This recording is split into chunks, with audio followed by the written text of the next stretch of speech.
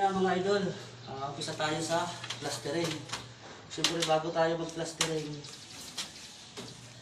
layout muna natin siya. Yan.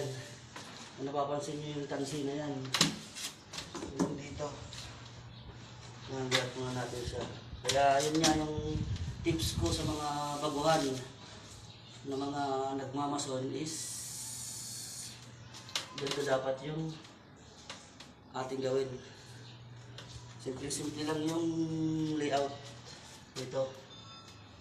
Yan, ganito lang. Para lang po sa mga baguhan to. Hindi po para sa mga veterano to.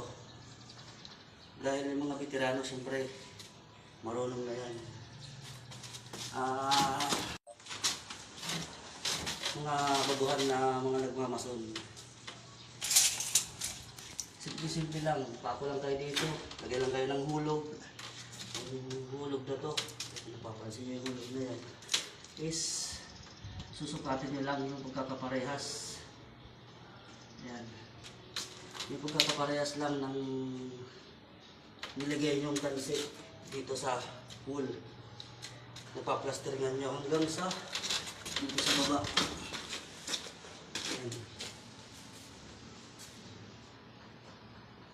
Yan lang. Tapos, pag-goods na dito sa kabilang side, dadalhin na naman doon sa kabila. Doon naman natin hulugan para maganda yung ating plastering at nasa hulog. Yan lang po tips ko para sa mga baguhan na nagmamason. Kasi yung iba kasing baguhan na nagmamason, hindi na naglalagay ng tansi at hindi na nila nililiaut. Basta na lang kung pahiran na lang nila. Mali po yun, mali. Kaya dapat muna natin i-layout ng maayos.